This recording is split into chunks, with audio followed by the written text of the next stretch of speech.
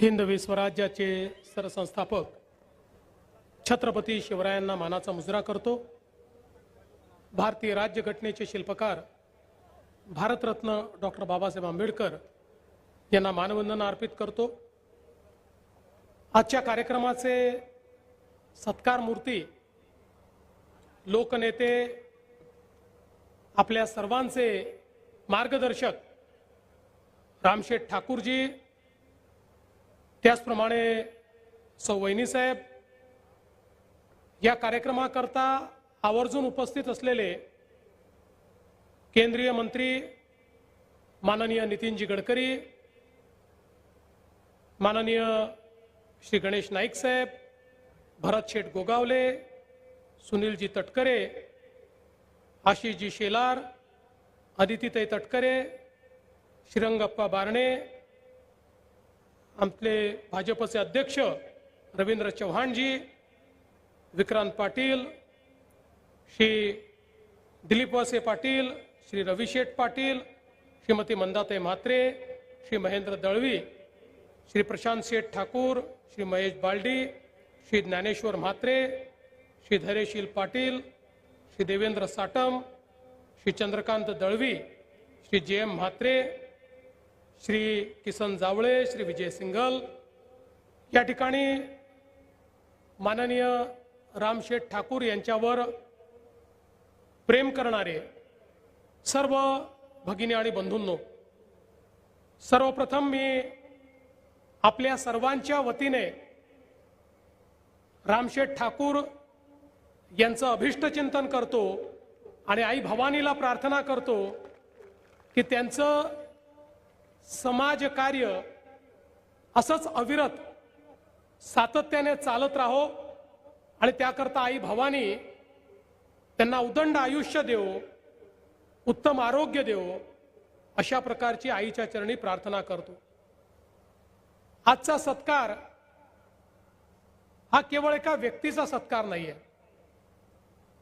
हा सत्कार एका सामान्य माणसाने असामान्य कसं व्हायचं याचा जो मंत्र आपल्याला दिलेला आहे त्याचा सत्कार आपण सगळे लोक मिळून करतो आहोत। आत्ताच आपण बघितलं रामशेठ ठाकूरांचं जे आयुष्य आहे, छोट्याशा गावामध्ये जन्माला आल्यानंतर शिक्षण पूर्ण करण्याकरता त्यांनी केलेली मेहनत आणि विशेषतः कर्मवीर भाऊराव पाटलांनी जी रयत शिक्षण संस्था सुरू केली, त्या संस्थेच्या माध्यमातून शिक्षण घेण्याची संधी त्यांना प्राप्त झाली आणि त्या काळामध्ये त्यांच्यासारख्या होतकरू पण सर्वसामान्य विद्यार्थ्यांकरता कमवा आणि शिका अशा प्रकारची जी योजना सुरू करण्यात आली होती, त्या योजनेमध्ये मेहनत करायची, कमवायचं आणि शिकायचं अशा पद्धतीनं आपलं शिक्षण हे रामशेठ पाटलांनी त्या ठिकाणी पूर्ण केलं आणि त्यानंतर ते इथल्या शाळेमध्ये शिक्षक म्हणून त्यांनी आपली नोकरी धरली। 200 रुपये पगारावर पहिल्यांदा त्यांनी नोकरी सुरू केली आणि आपण आज पाहतोय की स्वतःला शिक्षणाकरता ज्या काही अडचणी सहन कराव्या लागल्या, आज अनेक शाळा, शैक्षणिक संस्था, अनेक मुलांचं शिक्षण, या सगळ्यामध्ये इतक्या मोठ्या प्रमाणात आपलं संपूर्ण जे आयुष्यात कमवलेलं आहे ते लावण्याचं काम त्यांनी केलं आणि अनेकांच्या जीवनामध्ये शिक्षणाचं जे काही पुण्यकर्म आहे ते करण्याचं काम रामशेठ ठाकूरांनी केलं। पण त्याच वेळी ज्या रयत शिक्षण संस्थेने त्या ठिकाणी त्यांना संधी दिली, ज्या कर्मवीर भाऊराव पाटलांच्या योजनेतनं त्यांना शिकायला मिळालं, मला असं वाटतं की जशी एकलव्याने आपली गुरुदक्षिणा दिली होती तशी गुरुदक्षिणा देणारे आमचे रामशेठ ठाकूर आहेत। त्या रयत शिक्षण संस्थेच्या जवळपास अनेक प्रमुख इमारती, शाळा असतील, कॉलेजेस असतील, याला सढळ हाताने त्यांनी मदत केली. आत्ताच महेशजींनी सांगितलं 135 कोटी रुपये. आणि दरवर्षी एकही वर्ष असं जात नाही की ज्या वर्षी रामशेठ ठाकूर रयत शिक्षण संस्थेला त्या ठिकाणी आपली मदत देत नाही.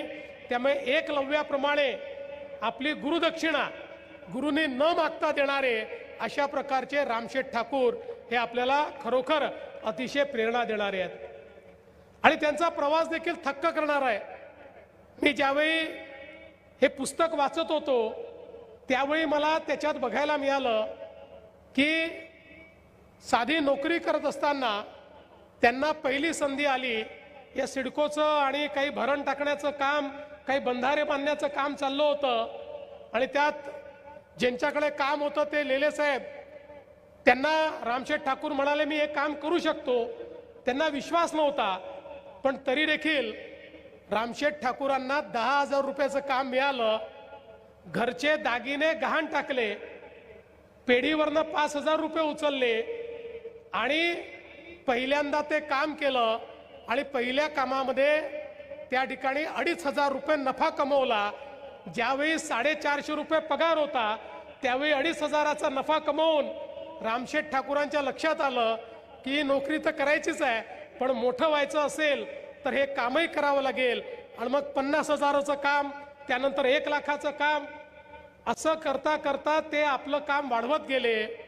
आणि मग ज्यावेळी सिडकोनं त्या काळात 1 कोटी रुपयाचं काम काढलं, आणि आपल्याला कल्पना आहे अनेक वेळा इथे तर त्यांच्या संघर्षात स्थानिकांकरता संघर्ष आलाय, पण त्यावेळी फक्त मोठे कंत्राटदार हे 1 कोटीचं काम करू शकणार होते.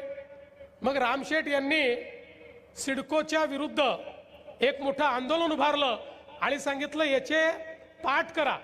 हे काही एक काम नाही आहे, याचे पाठ करू शकता. आणि इथल्या सगळ्या भूमिपुत्रांना एकत्रित करून सगळ्यांना थोडं थोडं काम देऊन ते काम त्या ठिकाणी पूर्ण केलं. आणि त्यातनं कशा पद्धतीनं काम करता येतं हे दाखवलं. एवढंच नाही तर सिडको आला तेव्हा सिडकोला विरोध खूप होता, कोणी ऑफिस द्यायला तयार नव्हतं. रामशेठ ठाकूरांनी सांगितलं माझ्याकडे ऑफिस सुरू करा. त्यांच्याकडे ऑफिस सुरू झालं. त्याच्यावर मोठा मोर्चा त्या काळामध्ये गेला. तो मोर्चा गेल्यानंतर त्या ठिकाणी रामशेठ ठाकूरांनी सांगितलं मोर्चा याकरता आला, तुम्ही सिडको काढला पण आमच्या स्थानिकांना नोकऱ्या दिल्या नाही. आणि त्याच ठिकाणी सिडकोच्या अधिकाऱ्यांनी सांगितलं की आम्ही स्थानिकांना नोकऱ्या देतो. आणि तिथल्या तिथे स्थानिकांना नोकऱ्या मिळाल्या. आणि तिथनं रामशेठ ठाकूरांनी हा आपला संघर्ष सातत्याने पुढे नेला. एक आवर्जून उल्लेख आमच्या गणेश नाईक साहेबांचा रामशेठ ठाकूरांनी केला आहे की ज्यावेळी मोठं काम या JNPT पोर्टचं निघालं तोपर्यंत कंपनी बऱ्यापैकी एस्टॅब्लिश झाली होती, पण खूप मोठं काम होतं. आणि गणेश नाईक साहेबांनी आपल्या मुलाला त्या ठिकाणी पाठवलं आणि सांगितलं की हे मोठं काम आलंय आणि हे काम रामशेठ ठाकूर करू शकतात, रामशेठने ते काम करावं. रामशेठ ठाकूर विदेशात होते, मग त्यांना विदेशात फोन लावला. ते म्हणाले मी हे काम करेन. आणि मग त्यावेळी आपल्या पोर्टचं मोठं काम हे रामशेठ ठाकूरांनी करून त्या काळचे जेवढे मोठे मोठे कंत्राटदार होते त्या सगळ्यांना मागे टाकून वेळेत काम पूर्ण करण्याचं त्या ठिकाणी काम हे रामशेठ ठाकूरांनी करून दाखवलं. आणि त्यातनं ही जी कंपनी आज इतकी मोठी आपल्याला पाहायला मिळते ती कंपनी त्यांच्या मेहनतीतून आणि एक प्रकारे त्यांच्या जिद्दीतनं त्यांनी उभी करून दाखवली. आणि भूमिपुत्र देखील काम करू शकतात, तेही उत्तम काम करू शकतात हे दाखवण्याचं काम खऱ्या अर्थानं रामशेठ ठाकूर यांनी केलं. आणि एवढंच नाही तर एकीकडे स्वतःचा व्यवसाय तर सुरू होताच, पण त्यासोबत स्वर्गीय दिबा पाटलांसोबत वेगवेगळ्या आंदोलनामध्ये ज्या प्रकारे रामशेठ ठाकूर त्या ठिकाणी भूमिका निभावत होते. एक एक प्रश्न भूमिपुत्रांचा आपल्याला माहिती आहे 80च्या दशकामध्ये फार काही कायदे नव्हते. कोणाची जमीन उचलली की घेऊन टाकायची, त्याच्यावर सरकारने नाव लावून टाकायचं.